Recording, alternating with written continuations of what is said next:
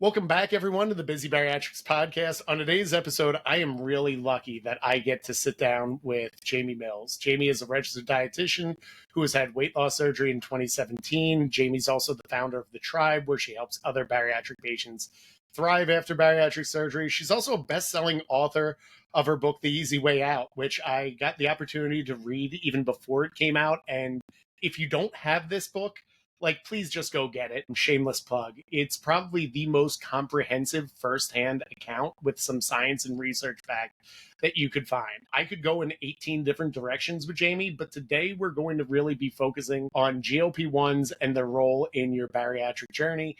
I'm going to stop talking now and just say, hey, Jamie, thanks for coming on. Thank you for having me. That was a really nice introduction. I appreciate it. Every now and then it helps when I know the person and we've had a little bit of rapport, and then I have to go write it and I'm like, what level of professional do I put? What level of fun do I put? And how do we put everything else together? So I know we both have a busy schedule, so we're going to make this concise, but for the few people that might be living under a rock or haven't been on the internet or somehow have found my page and don't know yours exists, who are you in your own words and what do you do? So as you said already, I am a registered dietitian. I specialize in bariatric surgery. And the whole reason I specialize in bariatrics is because I had BSG back in 2017, which looking at the date right now, 3 days time will be at 7 years post-op, which is wild. Real quick, do you know that almost, I'm sure you know, all the research and studies kind of show the 7-year mark is where regain drops below 10%? As far as if you can get to the 7-year mark, you're kind of not out of the woods, but you've statistically gotten to a very good space. So congratulations. Thank you. And it's been a crazy year. For those that don't know, I'm also 6 months postpartum. So I'm in it. I don't have the best data on my own weight stats at the moment because of having a baby. But I will say, even though it's been a lot of work to get the weight off postpartum, I am still worlds away from where I ever was pre-surgery. So even with the pregnancy and postpartum weight loss, I still feel very proud, honestly, of making it to the 7-year mark without, significant regain. If anyone's been following along or listened to me on other podcasts, I've had my own bumps along the way, little bits of regain. Your weight's going to fluctuate, but overall, majority of the weight has been off, and it's still been the best decision I've ever made. So I've been through a ton of changes over the last 7 years, which is wild. But now I support people who are on their own bariatric journey. And I will say, I feel the need to clarify the term bariatric. While bariatric surgical patients have always been my focus, bariatrics, for those who don't know, is the field of medicine that treats obesity, both through surgery and medications. So for the last handful of years, I've also been supporting people. I've always supported people on weight loss medications, but now with the GLP-1s, that's been even more so at the forefront. So I offer tons of support in that arena too, because both are considered bariatrics. And there's a ton of overlap in our community. So that's really what I specialize in, because those are two avenues of weight loss that I've used myself and am familiar with and feel need a lot more support than we get.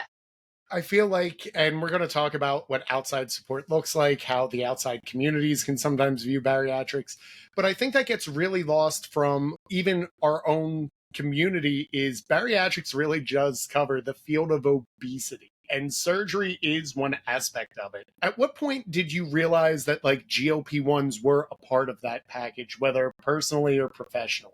Personally, I was pretty aware of them even back in 2021. They were becoming more popular in the PCOS community. So I have polycystic ovarian syndrome. That's another area of all of this that I've always been super passionate about. But I personally just follow a lot of PCOS accounts, not necessarily bariatric PCOS accounts. But I remember on TikTok them talking a lot about it. And for anyone who doesn't know, the GLP-1s are not just this brand new thing. They've been around for 30 years. They've been used, historically to treat diabetes, and now they're finding all these other amazing benefits, including weight loss and insulin resistance. But it was about 2021 I became very aware personally, and then into 2022. June of 2022, I attended the ASMBS conference. So that's the American Society for Metabolic and Bariatric Surgery. I just went as a dietitian for my continuing education and to sit in on all these research seminars. I've told this story a few times now, but I remember sitting in one of the presentations, and it was all about medications after weight loss surgery. At that time, I was struggling with about maybe 25 pounds of regain. Just for reference, I had lost about 112 pounds initially. I had some more struggles with my PCOS, changes in birth control, all sorts of hormonal things. And it was like, no matter what, I couldn't get this 25 pounds that had creeped back up. It wasn't rapidly gaining. It was just uncomfortable for me.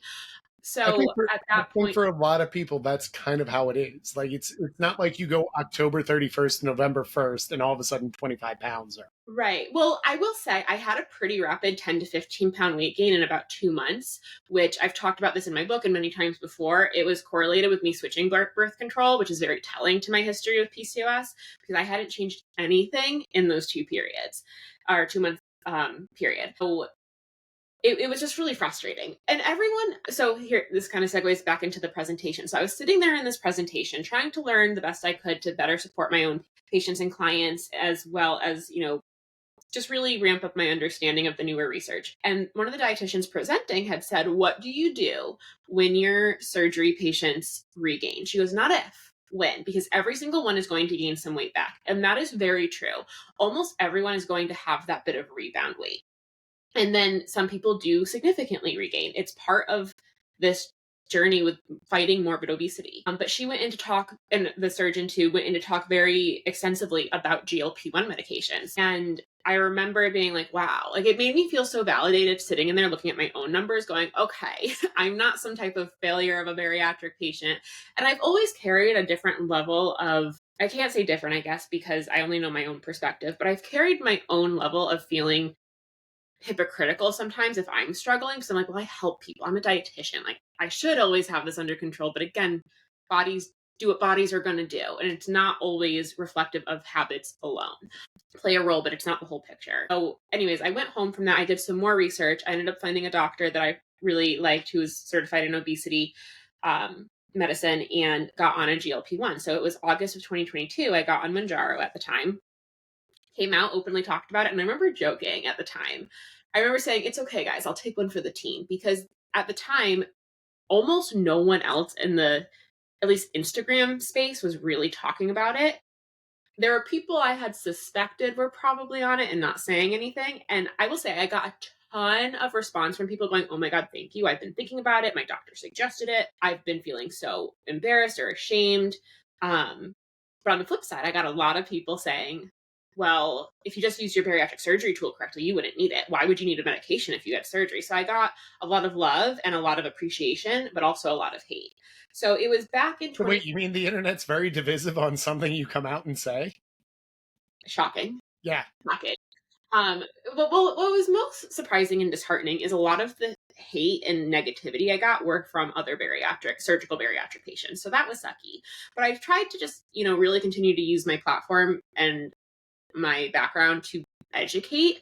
So I was on Mounjaro for right about a year. I did titrate off slowly before getting pregnant. You can't be on them while you're pregnant. But I had lost not only that 25 pounds or so I regained, but I lost over like 40 total. Like I lost more than I had initially lost. And I was feeling so good because I also built muscle during that time. I got really lean. So it was a really positive experience. And then after pregnancy, I'm now back on one as I'm losing the postpartum weight. So they've become a really huge part of my own journey. And I'm very passionate about them in conjunction with bariatric surgery. And I love that you also mentioned something that I think gets left off the table is I think a lot of people, when they are just looking from a distance, don't realize that it's not like you go on a GLP-1, you put your feet up and you stop all the other aspects of your bariatric journey. 100%. You're someone, can we kind of talk about your weightlifting routine, your role with movement? Because I think one of the biggest stigmas we see is this idea that if you go on a GLP-1, you don't have to do anything and that the drug kind of takes care of the rest. And I don't necessarily think that's true from coaching clients or anything else. What role was movement? How did you incorporate it? And can we kind of dive into that direction? Yeah, totally. With the GLP-1 medications, I think it's similar to surgery. So you know how right after you have weight loss surgery, and anyone listening to this who's a surgical bariatric patient can probably relate, but after surgery, there is that, quote, honeymoon stage. Not everyone experiences it the same way, but kind of whatever you eat, you're going to lose weight. You can't eat that much. You're going to, I was eating fast food in the first 3 months, built some really nasty habits of could eat a Whopper it might take me like 3 sittings to do it, but it started to become like a nasty game of like, I'm going to eat. So it's a different experience on the GLP ones, but in a similar aspect, when you go on them for the first time, for most people, the food noise, the food thoughts are away, your hunger is minimized, you're satisfied. So it's really easy. I use that word lightly, but for a lot of people, it's easy to go long periods of time without eating. So can you go on a GLP-1 and technically not do any of the like inner work? Sure. But very similarly, as we know with surgical bariatric patients, if we take that approach, it's going to kind of, bite you in the butt later. So one of the biggest concerns with GLP-1 medications, as well as weight loss surgery, people are really pinpointing this with GLP-1 medications because they're so like hot in the media right now. But with any type of rapid weight loss, you are going to have both fat loss as well as muscle loss. It's just given. You're going to lose both types of mass. But the idea is with whatever method, honestly, even if you're not using a tool like this, if you're going through an extreme weight loss situation, you want to make sure that you are at least preserving as much of that muscle mass as you can and eventually regaining it. So there's a lot of talk about how with the GLP-1 medications, you're losing all your muscle mass, becoming really weak. It's that, I hate this term, but like skinny fat term where it's like you're smaller, but you're not as metabolically. We're insulting everyone in one phrase right there. We're insulting everyone in like one phrase right there. I don't love that phrase, but it's one that we hear all the time. Yeah. I don't personally use it, but I know it's when other people know what it means. So one of the things that was really important to me, because I joined my CrossFit gym, which my CrossFit gym has rebranded to being their CrossFit style workouts, but it's all personal, customized, like training and heavy lifting and stuff. So I have been doing that since 2020. So I've been doing that for years.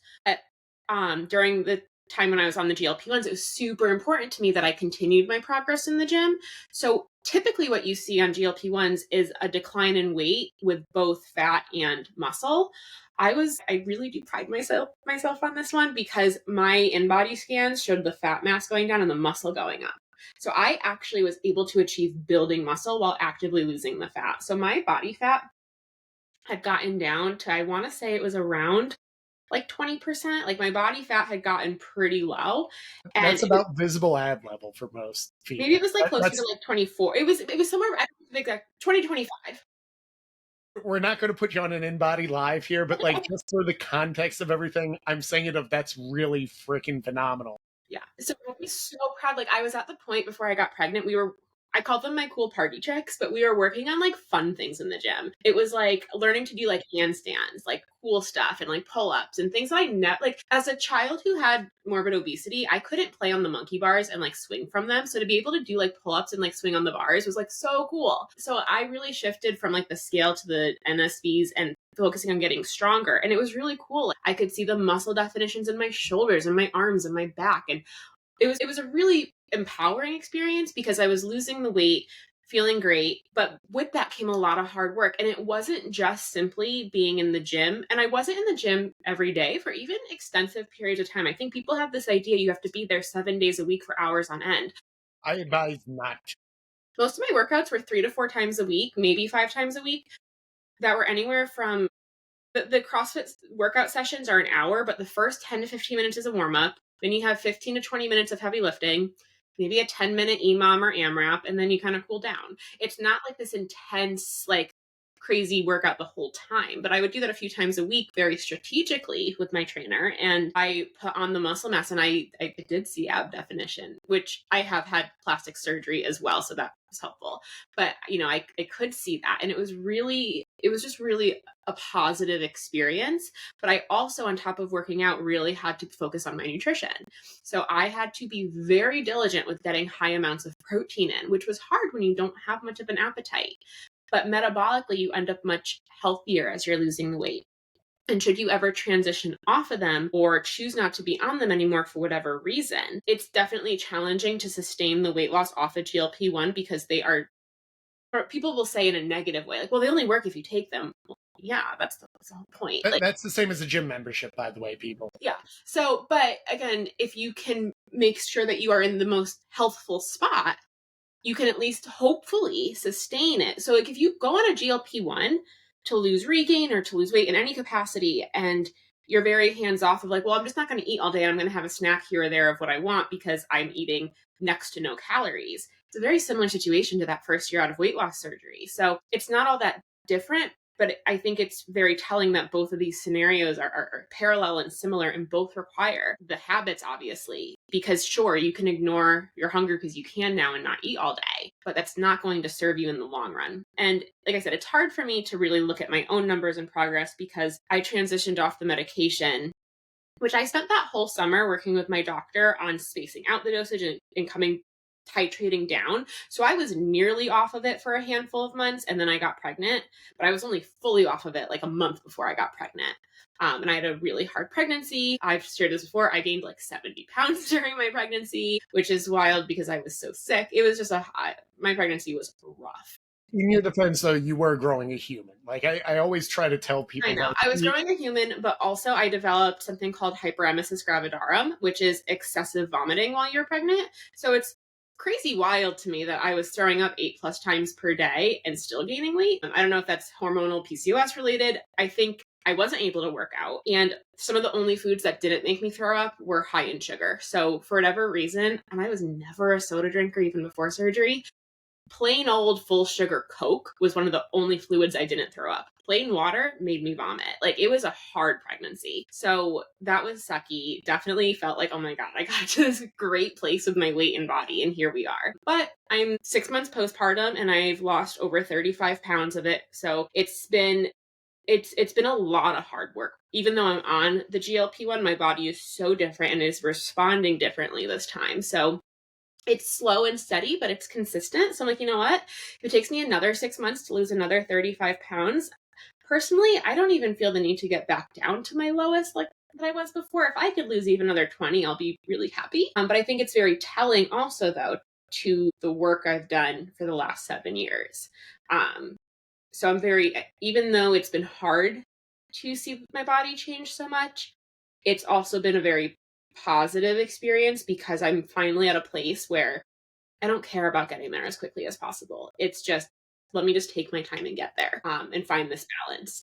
I would counter you're probably if I had to gamble, the fact that you're taking the timeline off and just focusing on let's build the habits, let's build everything. And what I hope people who are listening are getting out of this is that you have a cocktail of resources that you are using to handle a cocktail of different things going on between PCOS, coming on and off of GLP-1, pregnancy, having life, running your own business. There is a lot that goes on to us as a And I will say, I've actually been pretty hard on myself recently because once I was 6 weeks postpartum and was cleared to get back to the gym, I was right back. That's something I also pride myself on. After every surgery, every plastic surgery, every experience, once I'm cleared, even if I can only do the warm up, I always get back there. I have not been to the gym though in the last 2 weeks because there's snowstorms, closings. My 6-month-old had his 6-month vaccines and had a fever for 2 days. My nanny called out one day. I'm like, I can't get there some days. So I'm learning to have grace for myself in some other ways because my time is not my own like it was before. So trying to fit it all in. And thank goodness my baby the last few weeks has been sleeping really great. But those first couple of months, I was trying to get to the gym, but some days I just couldn't because he was up the whole night. The patience and the learning, the concept that to be consistent, you have to be flexible is really setting in now. So I'm very grateful to the past versions of myself for working on that because being consistent in whatever I can and trusting the process that's what has to be done right now. And it's still working, but I'm not going to just snap my fingers and lose that baby weight. It's going to take time, but I've had to reconcile with the fact that that's okay. And it's okay if I'm not as lean or as muscular. Eventually, I hope to get back there, but this is the season I'm in right now. I think it's important that we do focus on reasons, seasons, and getting clear expectations of what it's going to look like. I think when, people start working with a registered dietitian or with a certified personal trainer, the first answer is like, well, I want body comp in 6 weeks. And I'm like, I've been working on this for about 4 years and I still have a ways to go. How do you manage when clients come on with you, just setting those realistic expectations or modeling it yourself and kind of showing it for others? So one of the things, and this is a little maybe trade secret that I do with a lot of my clients that I'm happy to share. One of the things I have all my clients do when they start working with me is a letter to themselves. So this is the first project that we work on. I asked them to, and people really struggle with it because it's a little like, I'm very woo woo and I'm very into a lot of the mindset stuff because there is actual science and evidence behind it. So I'm really big on that. But I have them write a letter to themselves. I'm like, okay, it is December 16th. This is our first day working together. I want you to write a letter to yourself from 1 year in the future. So you, Rob, on December 16th, 2025, is writing a letter to yourself of everything you've accomplished this year in great detail. Don't leave anything out and don't hesitate or put realities in place. What did you accomplish? What did you achieve? How do you feel achieving it? That's like a personal manifesto. That way you can come back to me and we can see what your long-term vision is. Then we fill in the gaps and say, okay, what action steps does your future you do? What practices and routines does that future version of you have? Where can we start today? And we get really clear on the fact that this is going to take a while. But if we can start compounding those habits now, we can get there in a year. We're not going to get there next month. It's not realistic. So I focus very hard with my clients on sustainable habits that are going to last long term. Here I am 7 years later, still focusing on those basics and habits every day. How do we get you to that place? And more importantly, how do we get you to a place where it's enjoyable and you're not resentful? Because if you can't enjoy the process, the destination is not going to be nearly as sweet as you think it will be. So we work a lot on that and the mindset shifts to get you there consistently. So, and I always tell my clients, I'm like, listen, I know you signed up for this program. I know you want to, hit the ground running, start your new diet tomorrow. You're going to be frustrated with me. And I tell all my clients this too. I'm like, listen, it is not my job to be your best friend. You're allowed to be mad at me. I can take it. It's my job to get you to where you want to go. So I'm going to have you pump the brakes and we're not even touching your nutrition right now. We're first starting with some of this mindset stuff. Because if you can't be consistent with a simple mindset routine, you can't be consistent with your diet every day. So we get into these habits. And that's really my approach and process because it is what works. I'm going to yes end the daylights out of that because I think there is a lot of science and psychology that people just don't understand. And as you work with clients longer in either field, my best clients are the ones who actually show up for the journaling activities. And they're like, well, Rob's like this grizzled old man. It's like, remember, he's a teacher by day. So he's going to give you work to do and kind of homework. It's interesting. Like one of my one-on-one clients right now, I take on very few one-on-ones at this point because it's such high level of support. But one of the features they get is I have like an app, but it's like a text messaging option. So we're in pretty constant communication. And one of my clients, she's doing phenomenal. I'm just hitting her first year post-op, has some more goals to hit. Like she's hit so many, but she was traveling. She travels for work and she was traveling and she came up that she realized when she's outside of her home, because she works from home, the control around her food is a major anxiety and stressor and brings up fear. She told me, I didn't even give her the prompt at this point. She's like, when I'm on the plane tomorrow, I'm going to journal through where that fear is coming from and why it's coming up. I'm like, this is the hard work. This is the stuff not enough people are doing. And by her looking and facing, and I will say she also has been incredibly proactive. She has a bariatric specific therapist. I cannot provide therapy that is outside my realm. So any mindset work we do, she takes back to her therapist to make sure she's crossing all the T's, checking all the dots. But it's really amazing to see when it clicks. Like if we're just jumping from diet to diet to diet, especially after surgery, we're not resolving the reasons that we got to this point to begin with. Oh, yeah, 100%. And I think that's where you have to look at the holistic approach. But I think we can agree. And for anyone who's working with anyone, the more proactive clients are, the easier the lift is of like identifying and doing the headwork of where am I struggling and then bringing that to the table so that we can make actionable items. I just think it helps clear a lot of the boulders and rocks that we face when we work with people and can really help figure out, well, why is that happening? And I think the key word that I really love that you said was sustainability. And I think with all the different diets that I know I went through personally prior to bariatric surgery, I wanted bariatric surgery to be different, which meant that like I had to change my mindset around it. I had to take timetables around it. What are some other ways that you kind of help clients figure out a sustainable approach when you're going through this? So, well, everyone's approach everyone's life is so different. So it really depends on the client and their routine. So we look very closely at what they already do day to day. We do a lot of habit stacking. So for example, I'll ask my clients, well, what's something you do every day without fail? So one of my clients, for example, one of my other one-on-ones, she has 3 dogs. So she says every day without fail around 2 p.m. before my husband comes home from work, I vacuum because all the dog hair. I personally do not vacuum every day, but she does. I'm like, great. Because we were trying to figure out a time when she could consistently get her protein in because she really did need another protein shake in her routine personally. So I'm like, what do you do every day? Every day she vacuums. I'm like, when you vacuum, we're also pulling out a protein shake. That way it's stacked on to what you're already doing. That will help fit it in a little bit more seamlessly. But the other thing I do, a lot of people don't understand this, but well, this is going to be a whole other tangent. Not everyone is... We'll bring you back. Don't worry. This might be an 8-part series. Well, not everyone is qualified to coach. A lot of people think coaching is just, you show up and you help people, which is true, but there are actual strategies and techniques behind coaching. So one of the things that registered dietitians specifically are trained in is wellness, lifestyle, and nutrition coaching to actually provoke and elicit long-lasting change. Like I had multiple semesters in college, on how to do this. So my favorite coaching technique is called motivational interviewing.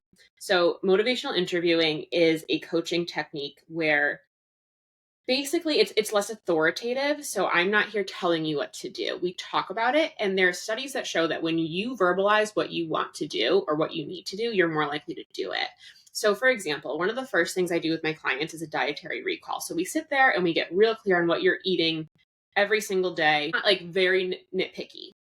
After they tell, and I don't give any feedback they're just telling me. After that dietary recall, I could probably pick out 10 things that we could work on. But I'd say, okay, Rob, based on everything you just shared with me, what do you think you need to work on first? If you can tell me what you need to work on, you are already more likely to follow through with it because you're not being told, oh, you have to do this. So there's a lot more to the motivational interviewing techniques, but that is how I work with my clients. We get real nitty gritty, do real specific. And the whole point of motivational interviewing is I ask appropriate questions to lead you essentially to the goals I really want you working on anyways. But because of the way we do it, it is your idea and you are in that leader role. And when you can take ownership of your habits, you feel more empowered, you're more likely to stick with it. So that's really the techniques. Those are the techniques that I really fall onto because then I know I'm meeting my client where we're at and we do a lot of SMART goals that can help us track actual positive changes and we can see exactly what we're achieving and where we're lacking to go back and troubleshoot essentially. And this is how my clients, really move forward with those changes. Yeah, and I think it's also important to remember, authoritative will give the client a fish to go back to it. But I really think when you're motivationally interviewing, it's really also teaching them how to fish, where if they're working one-to-one and they start to get that practice. Clients is too. I'm like, I love meeting with you. We can hang out every day. But if you need me, if you always need me, I'm not doing a good enough job. I've had clients re-sign on multiple times because they love the support and accountability, but we get to a point where it's you don't need me anymore. And that's a beautiful thing. Because if you needed me to help you make every decision, I'm not doing my job of teaching you and guiding you.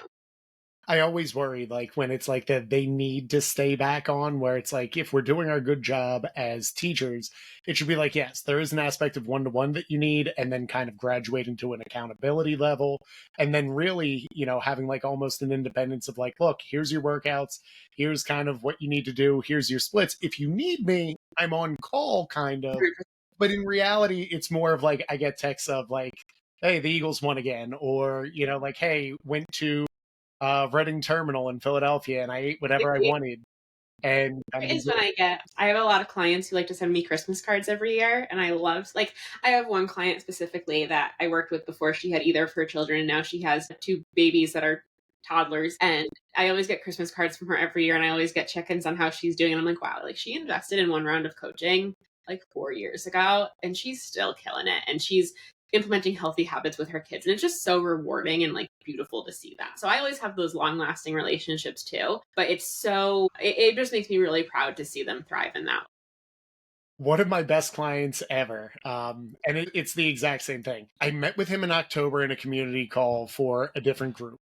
And he's like, I want to work with you. And I'm like, okay. And, you give the price. He's like, I got to save for that. And usually when I hear I got to save for that, as someone who like has dealt with 6 figures of debt and finally got out of that, I never push on that. I'm like, look, if your financial journey is your financial journey, I get it. Like, just know I'm here for you. And then literally like December 30th, he's like, I have all my Christmas money. Can I pay now? And I'm like, yeah, sure. And I was like, all right, I already know like you're goal getting. You have clear expectations. Do everything. Puts it together and then spends almost the entire holiday break asking me every single question possible. And like, to me, the teacher in my soul, like, I love the questions because these are pertinent. It's like, why do I want to do this? Why is my recovery time got to be this?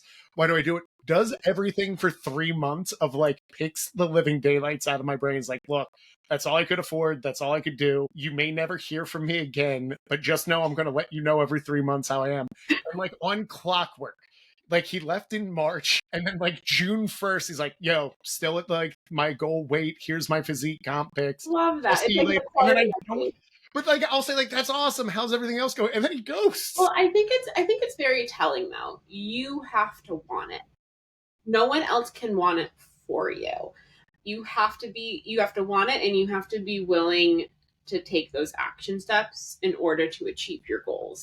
And if you're struggling with figuring out your why, sometimes that's what we have to work on before we can touch anything else. Because if you don't even know why you're doing this or you don't have that, I don't like the word motivation because motivation is fleeting. But if you don't have that integral why there and the determination, we have to look at that too, because you can't just do it for somebody else. It can't just be a superficial reason alone. We have to really figure out like long term though, like, why are you doing this? I think the why is so important, and even like sharing it with your coach and everything else that you're doing, because, we do demand a lot. I think, I haven't been in the tribe, but I know from the expectations of other tribe members, like you have to actually work when you get into it. And I think with any program, there's this idea of like, well, I bought in, like I shouldn't, like it should be done almost. Yeah. And the thing is with my tribe membership program, I have it all laid out there. You can sit down as long as you are willing to log in and sit down on your own time and do it.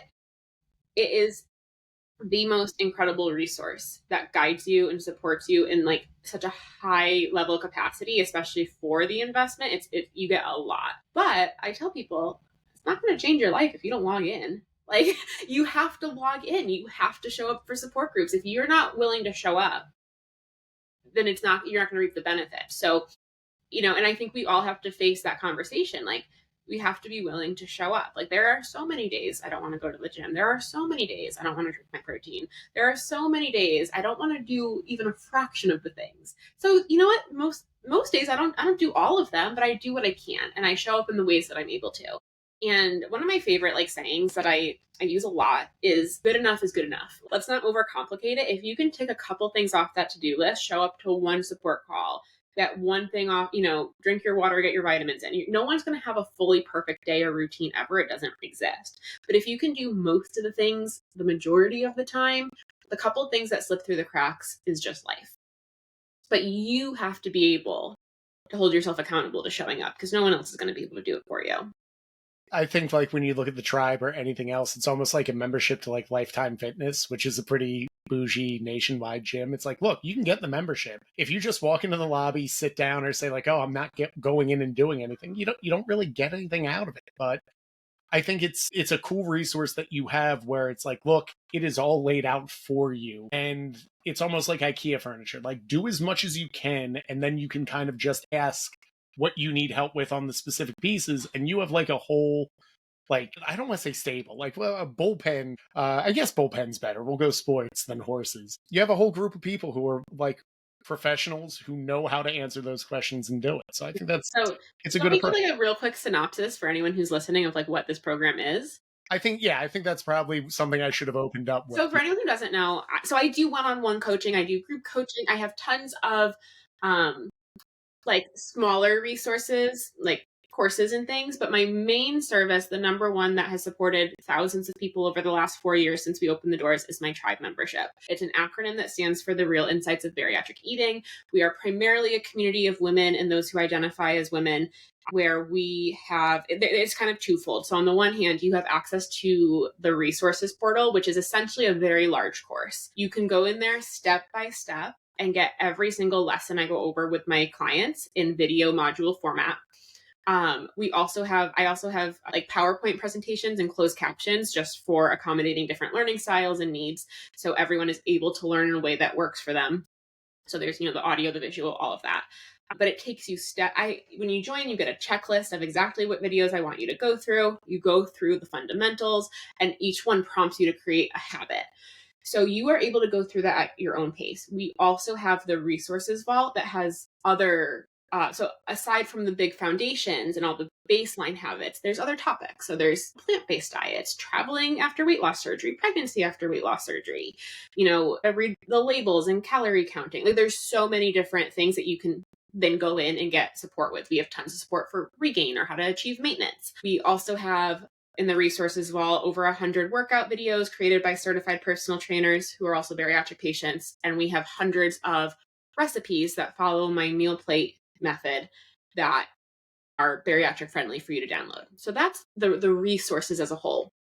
Then you get access to the live calendar. So the live calendar is a host of live support calls that you can log on to every month. And we have roughly 20 to 30 support calls per month, sometimes more if we have, more of a higher need, sometimes a little less, depending on, how many active members we have at the time, kind of fluctuates, but there's literally almost daily support. So you log on and we have different support group topics. We have dietitians in there leading ones on regain and emotional eating. We have therapists in there leading ones on body dysmorphia, again, emotional eating. We have transfer addiction. We have pre-op support groups, newly post-op support groups. We have GLP-1 support groups. Like, there's so many different topics. Our leaders are a combination of bariatric professionals, many of whom have had surgery as well. So we have therapists who had surgery, dietitians who had surgery. And then we also have our peer support group leaders, which many are previous clients of mine and other bariatric patients who have done phenomenal. And they lead more generalized support groups that don't need the professionalism. So for example, like Saturday morning coffee chat, to really build the community. And we also have a community forum where you can ask questions. So both myself and our lead dietitian, Chelsea, are in there, and we are answering your questions so that you can, as you're going through those modules, get your questions answered. So it is a super robust membership program. But again, if you don't log in, you're not going to, or show up to a support group, you're not going to reap the benefits of it. So that is my main service at this point. But like, we were saying, you have to want to show up. It's funny because I'm like a big data nerd, and even while I'm tracking like clients' progress, I really try to figure out like, well, why did this client succeed and why did this client struggle? And a lot of them, like, it's just, there's the psychology and science we're going to go back and talk about, is how much are you showing up for yourself, I think, is really that deciding factor of, are you asking the questions? Are you doing all? Yes. And I also feel the need to say, to play like devil's advocate a little bit, whenever someone is struggling or not hitting their goals, I always tell my clients and tribe members this: if you can't hit the goal you set or that we set together, there's not a problem with you. There's a problem with the goal.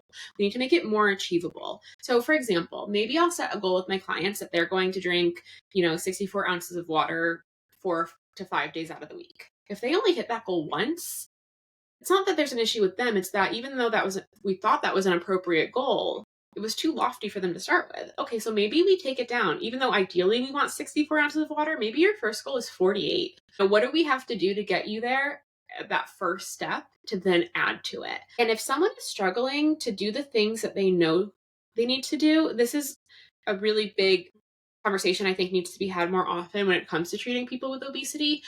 Because most, if not all, the majority of people I work with know what they need to do. It's not a knowledge.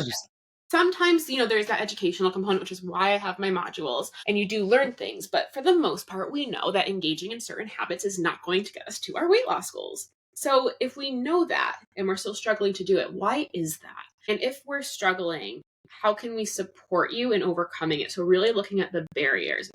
And I focus very hard on this in my membership, is taking that shame and guilt away. Because if you, like, we can sit here and say, like, yes, show up, which we are saying. But if you are showing up and it's not, quote, working, or your goals aren't working for you, there's not a problem with you. It means that we need to adjust the goals appropriately so that you can at least take those first few steps. Because once you can achieve a, quote, smaller goal, then we can add and build from there. And that's how we build your routine to find that flexibility long term. No one just wakes up one day and has every meal planned and hits all their protein goals and goes to the gym every day and drinks all their water and takes all their vitamins every single day right out the gate and then never struggles. It's unrealistic for all of us. This is a concept that I think is really hard, especially for many of the people I work with. I work with a lot of people very similar to me with the all or nothing, black and white thinking, perfectionist, A+ mentality.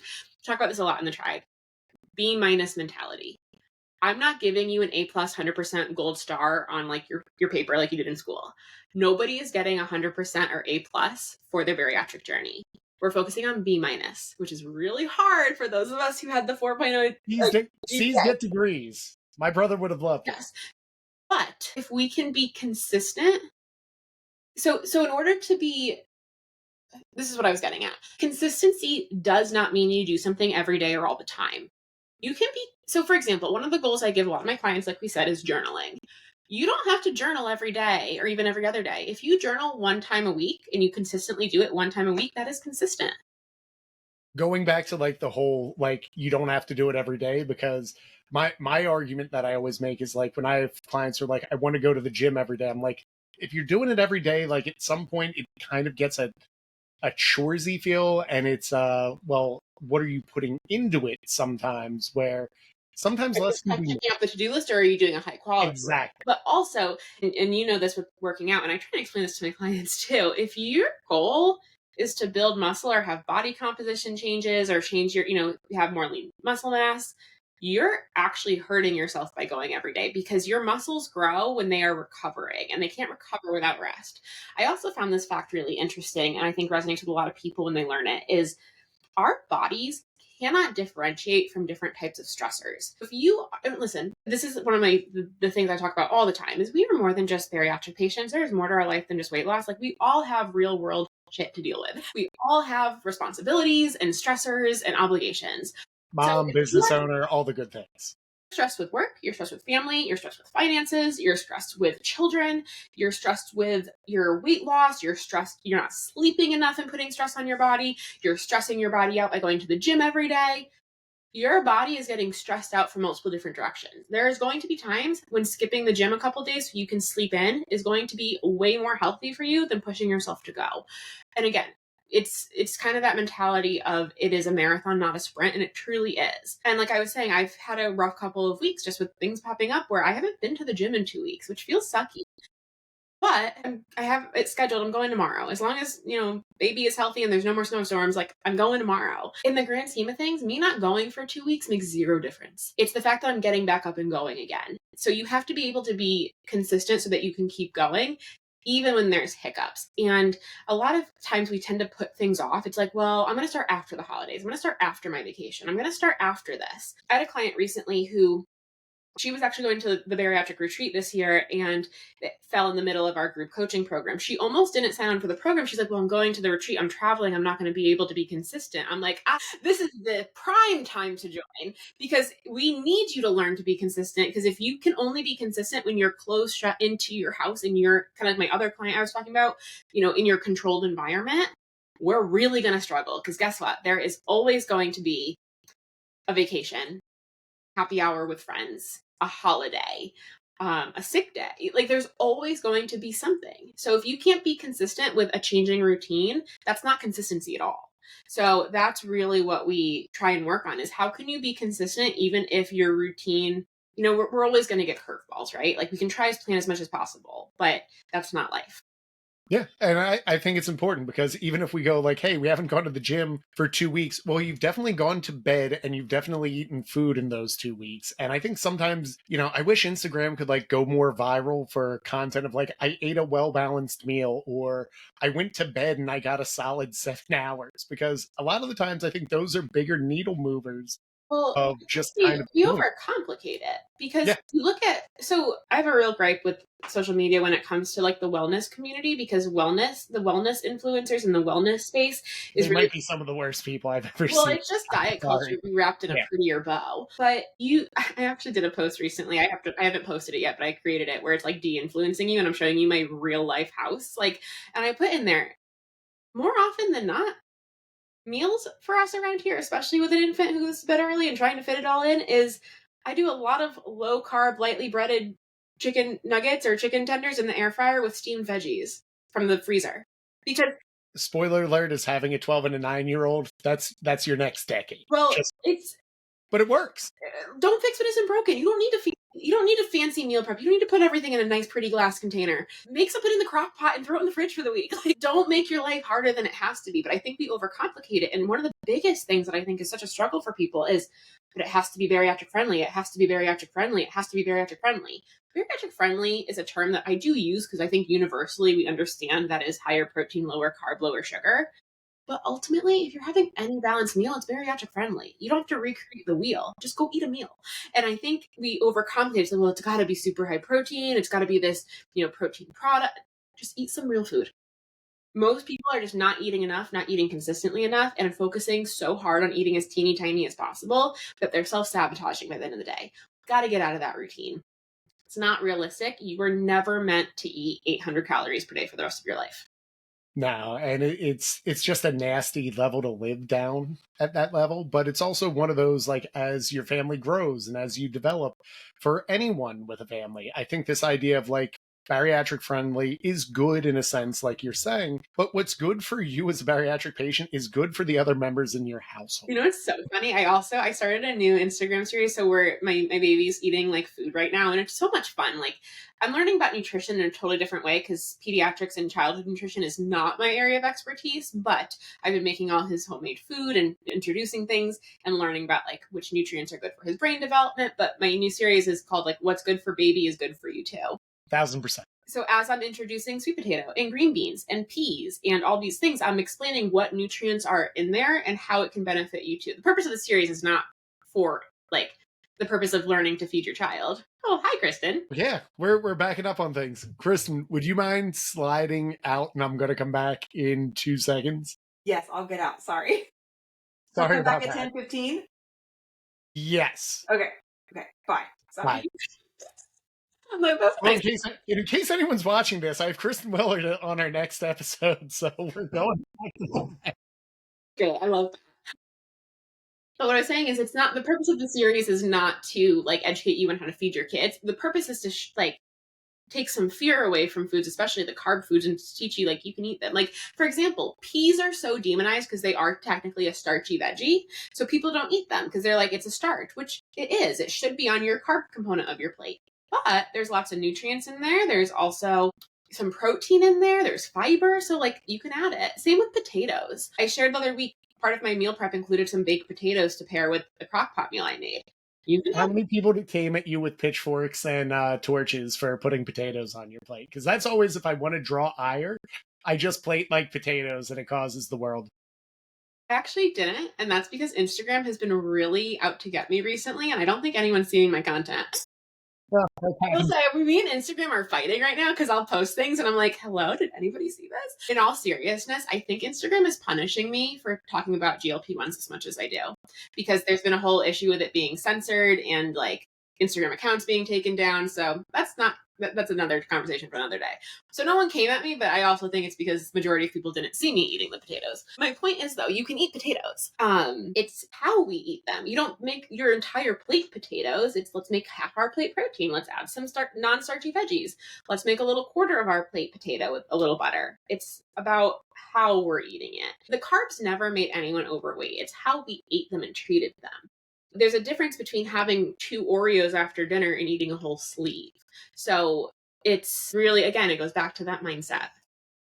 Yeah, it's funny because I don't think necessarily carbs are bad. It might just be combining carbs, fat, sugars, and it being a cake and you eating a whole cake might be the bigger issue. Whereas like simplifying it to carbs is kind of, a One of little. the things I've been sharing is, especially with my approach to, I think this postpartum period has been the healthiest approach to weight loss I've ever taken. Love it. Like it really has been. And it's funny because before I got pregnant, one of the foods that always gave me dumping syndrome was like real deal ice cream.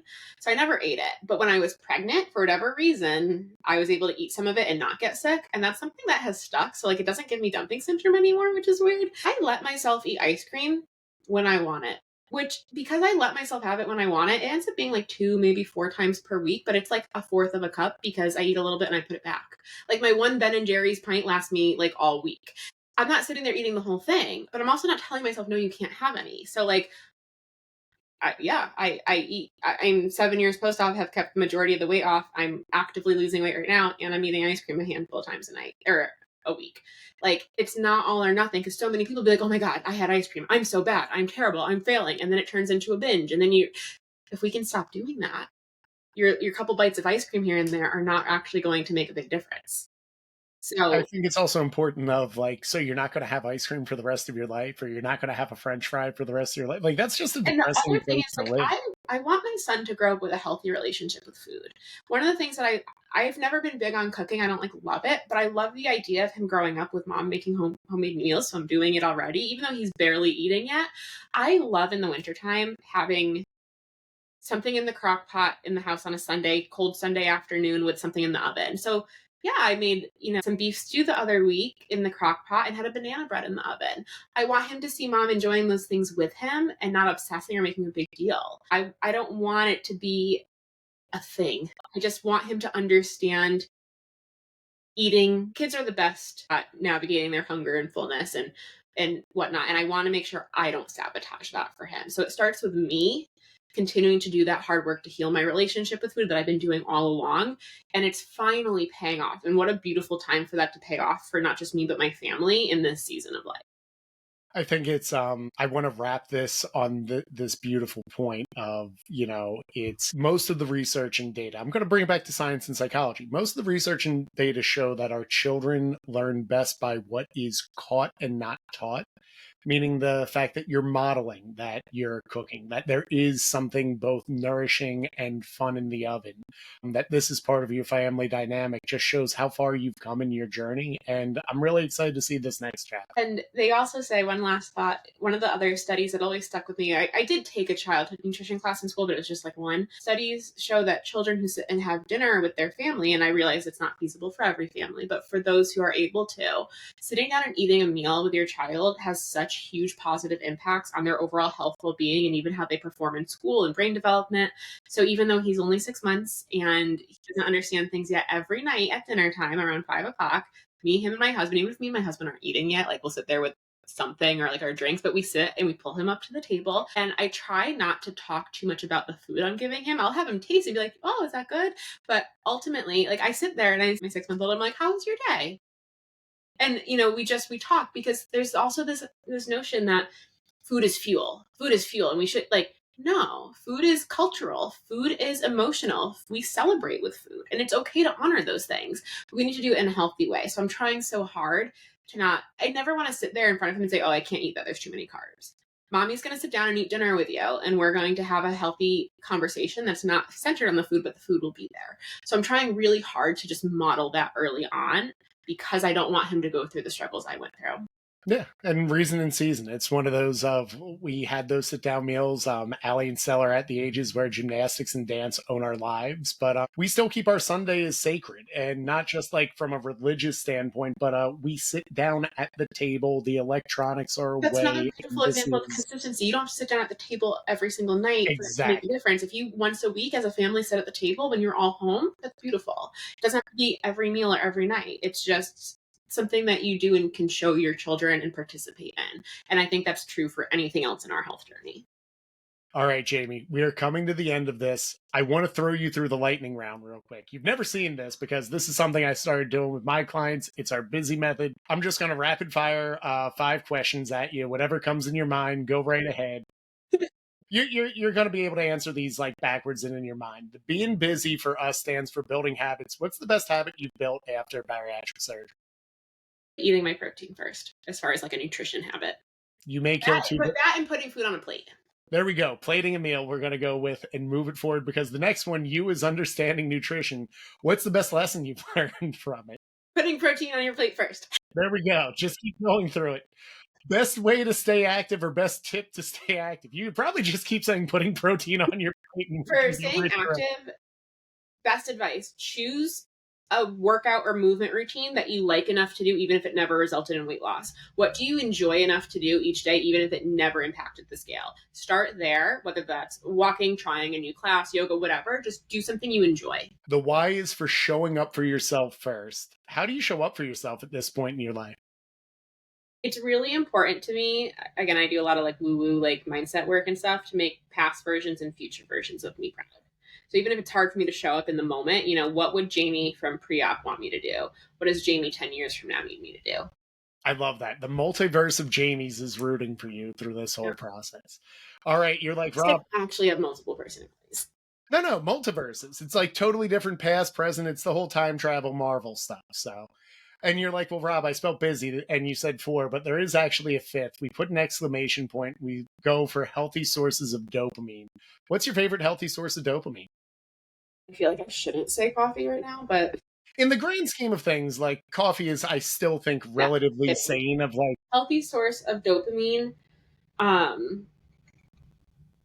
Honestly, lately it's really just being present. I'm loving the season of life. Like I had a really, really crummy, awful, depressing pregnancy, but postpartum has been wonderful for me. So for me, it's, the afternoons where I'm not working and I get to just be with my baby and play and watch Christmas movies right now and spend time and be present and be off social media during that time to really just watch him grow up. Like that's been like the biggest joy. It's such a fun time to enjoy. I will say the first year is awesome. And then the next 5, I kind of am like, buyer's remorse a little bit. And then like they get to like 6 and then I'm like, oh, you're like a little human being and this is fun again. Yeah. My nephew's 9 months older than my son, so he's walking and all over the place. And holy cow, is he like cutest thing ever. He finally can say auntie, which is so cute, but it's a lot of work. I'm like, at least my son, he's not moving yet, so I can just stick him down. I always joke the can't move, can't talk phase is actually my favorite because it's an active audience. There's something I really struggle with when my child either one of my children would destroy the entire house and then put their hands on the toilet seat and be like, now wipe my butt. And I'm just like, I can't comprehend how you can be this mean and then still need someone to like clean stool from between your cheeks. Toddlers are completely unhinged. They're like little drunk people. It's a lot. At least, like, if they're drunk, you can drink with them and you can be like, at least I'm not acting like that. Now, if you drink in front of your toddler, it gets a little weird. But that's a conversation for another day. Jamie, thank you so much for coming on. If anyone wants to get in touch with you, what are the best ways to do that? And then I promise we'll hang up.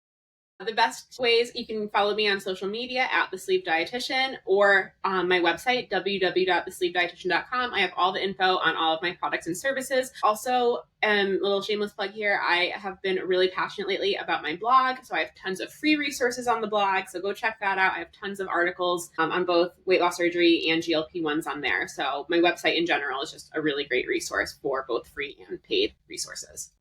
Love it, Jamie. You're always a wealth of knowledge and just a fun time to hang out and talk with. Thanks for having me. This was much needed. Anytime. All right. Well, I'm going to hang up. I got to do some shameless plugs of my own. So let me just get to that. If you want more from our content, please go ahead and hit subscribe to our YouTube page, Busy Bariatrics, for more in-depth content. If you like this episode, the best way you can help support the show is by leaving a 5-star rating and review. Every week, we'll be giving away 1 free product from our sponsors and announcing the winner on our Friday email list. Be sure to subscribe there as well. If you feel this episode can help someone, screenshot it and drop it in your stories with a link to the episode to help spread the love. And as always, keep getting busy. Have a great one, everyone.